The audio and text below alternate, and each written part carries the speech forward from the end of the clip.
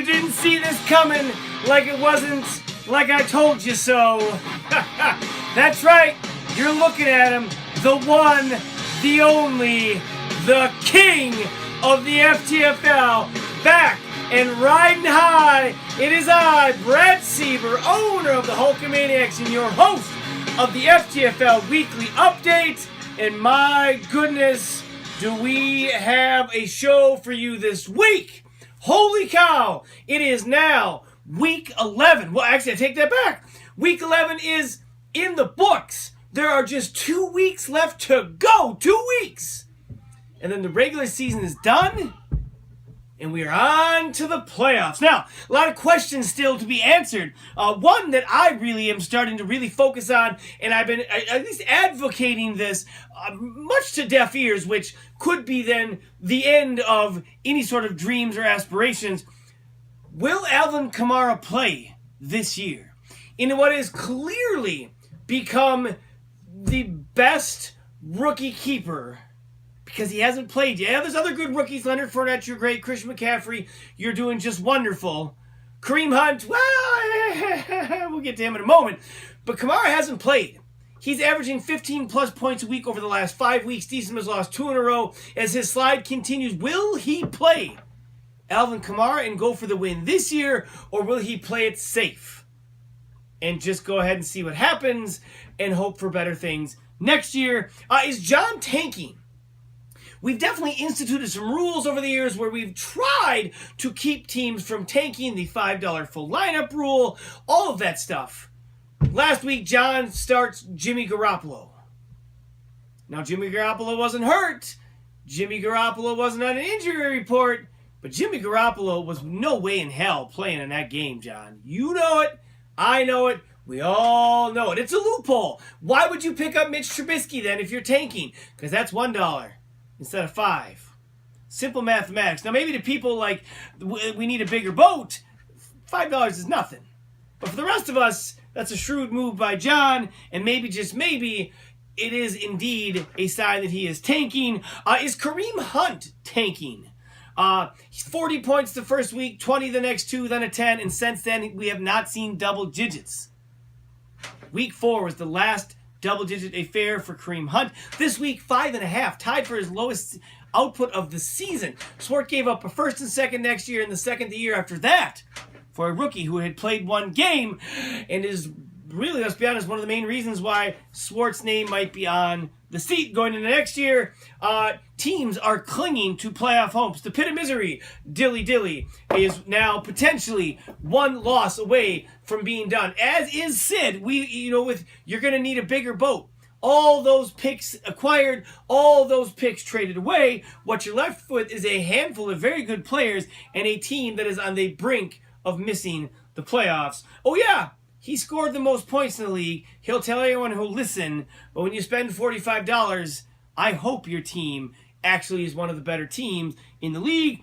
John and Salty, you are officially out. The season's over for the two of them. And let's be honest, if anyone was wondering the reach of this show, wonder no more, because it is safe to assume that Ben Roethlisberger himself watches, for as in the game last Thursday during an audible calling it out, he rang true the call, dilly, and to that, Mr. Roethlisberger, we thank you. Now on to the games. First off, the Hulkamaniacs at 5-5 taking on the Architect at 6-4, and by God, it took sacrificing a giant stuffed horse, but we got it done. 104 to the Architects, 57.5. This one wasn't even close.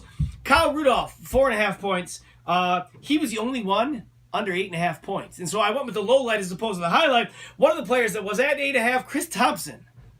What a season. What a great addition to this team. He was huge in some weeks. He, of course, broke his leg. He's out for the rest of the year. We will miss you, Chris Thompson. We shall continue on and dedicate the rest of our season in your honor. Rashard Matthews, 18.5 points. Finally, in what might have been the slowest 70-plus yard touchdown in the history of the NFL, you scored. You punched it in. You're maybe now going to become that third option with Chris Thompson out.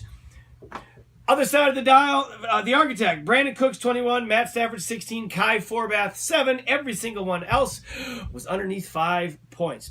The Architect falls now to 6-5. as he continues to fight. He would be in the playoffs if the playoffs started today. Both teams actually at 6-5 would be in the playoffs if they started today. 2 weeks ago, we'll see what happens. Ryan Deesum up next. 8-2, best record in the league, coming off his first loss in the last 9 weeks. And follows it up with loss number 2. He put up 73.5, but Mana, 3-time Lucky Pants champ Mana, 118. Was currently sharing the lead with Swart for first place in the North. We'll see if Swart's team won here coming up soon, but just obliterated the competition. And for Deesum, it really is the lowlights, Dak Prescott to Evan Engram, who would score 4 weeks in a row, half a point. Not going to get it done. The Seattle defense, 2 points. Mark Ingram, 21.5 points. Alvin Kamara, 17 on the bench. I mentioned it in the opening. I'll mention it again. If he continues to sit, it could very well be the reason that Deesum doesn't win. And we'll add yet another name to a long list of people who are going to be the co-recipients of the 2017 Deesum Award, because it is your second loss in a row. Things aren't heading in the right direction. I asked if you peaked too early a couple weeks ago. Then again, I should have known. You often are finishing sooner than the rest of us. Mana, 3-time Lucky Pants champ. Mana, Fournette had 7. KC had 7. Those are the 2 lowest point totals. Everyone came out this week. Marcus Mariota, 22. LaShawn McCoy, 20.5. Look no further for luck and how it just spawns from itself. And when one team has it, there's nothing you can do. The Buffalo quarterback had 5 interceptions, and LaShawn McCoy still scored 20.5 points. That doesn't happen to just regular Joe Blow teams. Ask Team Linkowitz. At 7-4, he's going to be in, but will he have a first-round bye? The battle for the North will heat up over the next couple weeks. On to the next game. The Pack Attack coming in at 6-4, taking on the Pit of Misery, Dilly Dilly, at 4-6. And the Pack Attack moves to 7-4, 110.5 to the Pit of Misery, Dilly Dilly's 86 points. If you're the Pack Attack, really, again, this is the emergence of Russell Wilson, who is a one-man show as of late up in Seattle, 28 points. Gronk, 3.5. He was the only one under 6.5 points for the week. 3 wide receivers combined for 40.5 points. Everyone dishing in. If you're the Pit of Misery, Dilly Dilly. Not a bad week. Kirk Cousins, 28. Alshon Jeffrey, 14, who was really starting to develop a awesome relationship with Carson Wentz. Jimmy Graham, 13.5. Le'Veon Bell, 10.5. Great week. I should say good week, but probably running out of time. Now, of course, tomorrow is Thanksgiving.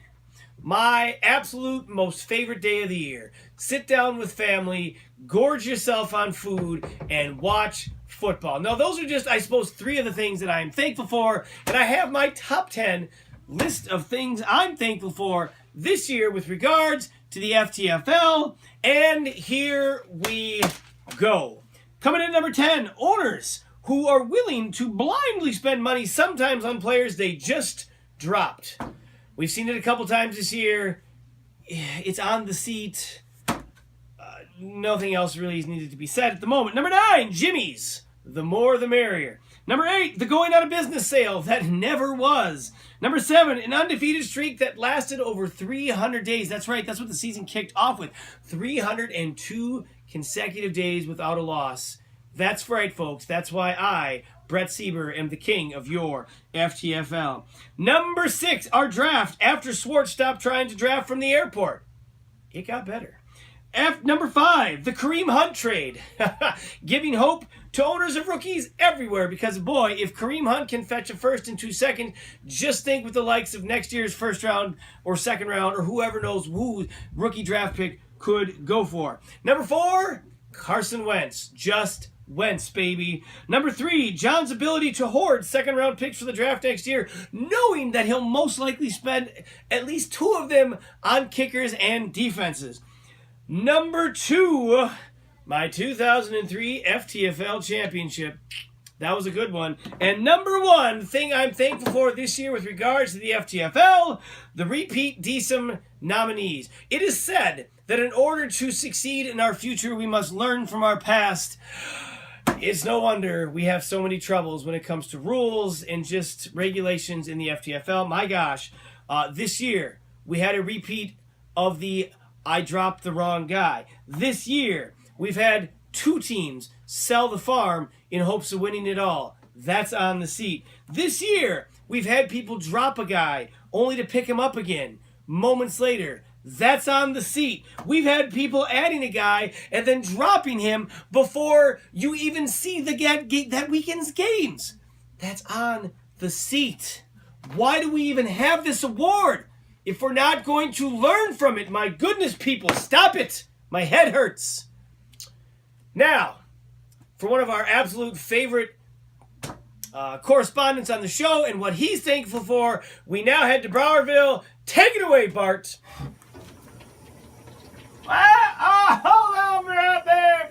Oh, hey, it's your old friend Bart from Browerville. Sorry, not very camera friendly. I was playing cards with Grandma. She got mad, spit some tobacco in my eye. And the doc said it's going to be fine. It's going to take a couple days to heal. Yeah, well, it's Thanksgiving. I just want to let you know that I'm thankful for the 4 fingers on my right hand. Have a good Thanksgiving. Goodbye. I love that guy. He is one of my all-time favorites. Thank you, Bart. And yes, happy Thanksgiving to you as well, my friend. All right, we're going to wrap up the last couple of games before we get into the stud, dud, the decent update. The people who are out looking for a bigger boat at 4-6, taking on Team Linkowitz at 2-8. And the boat folks are clinging on. The dinghy floats one more week. They move to 5-6, 111.5 to Team Linkowitz is 83. If you're the boat folks, Tom Brady, 28, Jacksonville, 25. I like Will Lutz, and I cannot lie, with 17. The story of your season was going to be Brady, but the unsung and just amazing part is the Jacksonville defense. If, by the way, you had the Jacksonville defense being one of the best fantasy defenses in all of football this year, you were the only one. No one saw this level coming. You have to keep winning, of course, in order to be able to move on. And so for now, Sid is not out. But then again, he's not necessarily in either. On the other hand, Linkowitz is completely out, and to the point where we're starting to wonder again if he is tanking. You were led this week by Stephen Gostkowski with 20 points. Latavius Murray, 18.5. Mitchell, who got his first start in the FTFL this week, Trubisky chipped in 10, but it wasn't enough. And speaking of not enough, you may have 5 second-round draft picks next year. But on your team right now, you have 0 keepers. If you go into the draft next year with all 5 second-round draft picks, boy, oh boy, I have to believe in some small way you failed. The Garoppolo loophole will probably be addressed next year. Yes, he wasn't injured, but he wasn't going to play. We all knew that. It's $1 versus $5, so that's kind of where this is. So yeah, you fall to 2-9, by far and away the last place team, and in the driver's seat for pick number 1 in next year's draft. And right behind you right now in pick number 2 would be the Radioactive Monkeys coming in at 3-7, taking on the people of Middle Spunk Creek at 6-4, and it is the Pops crew that moves to 7-4, 98 points to the Monkeys 67.5. And for the Monkeys, the Pittsburgh defense had 15, Devontae Adams had 12, DeAndre Hopkins 12, and Alex Smith, who was taking on the New York Football Giants. And I have been told that fantasy football is all about skill. And if you every single year you're super duper good at this, boy, then you really know fantasy football. Well, every single person who knows about fantasy football said that Alex Smith was going to destroy the Giants, and anyone with half a pulse and one eye could have told you the same. But what happened? His team kicked 3 field goals. He got a total of 4 points. Fantasy football is all luck. It's no way around it. Some people are just more lucky than others. The Monkeys look towards next year. If you're Pomps, a good week. Antonio Brown, holy cow, 35 points, might be a difference maker down the stretch. Keenan Allen, welcome back, Keenan Allen, 28 points. Derek Carr had 12, and Greg Legatron, zero line, who has carried this team for the better part of the last month, 1 point. Shame on you, Greg Zerline. Shame. You do it again, and you might cost your team a first-round bye. You probably won't cost them a playoff spot now that they have 7 wins. He is still tied with Markson for first in the North, and of course the Hulkamaniacs are right behind them at 6-5. All right, so we're going to wrap this up. This week, stud of the week, Antonio Brown for sure, 35 points. Dud of the week, couple of them. Dak Prescott, 2 points. As Ezekiel Elliott sits, it serves you right, you chump. They're going to need you to play better. Deesum, who has lost 2 in a row, is going to need you to play better. And by the way, he could also just insert Alvin Kamara into his lineup and immediately would have a boost. I guess we'll see what happens. The other dud, Kareem Hunt, 5.5 points, tied for your lowest output of the season. There was a lot spent on you, and of course, it was one game in as a rookie, so it's not really your fault. It's more so the owner, who is a complete dunce and will probably be one of the co-recipients on here. But let's be honest, I said co-recipients for a reason. My gosh, people, and one in particular is the DSM update. This week, Sid, from dropping the wrong Jimmy to acquiring all those picks, to trading away all the picks, selling the farm. And here we are, you total it all up and you look at the wreckage, $45 spent on trades and acquisitions. $45. That's the kind of thing that if you don't win at all, you get a decent award. If you don't make the playoffs, it just might be a brand new award altogether. That is really, really something. And as with that, I head into next week's games. The boat folks at 5-6, clinging to existence, need to, let's be honest, probably win out to make the playoff, taking on Pops. The people at Middle Spawn Creek at 7-4.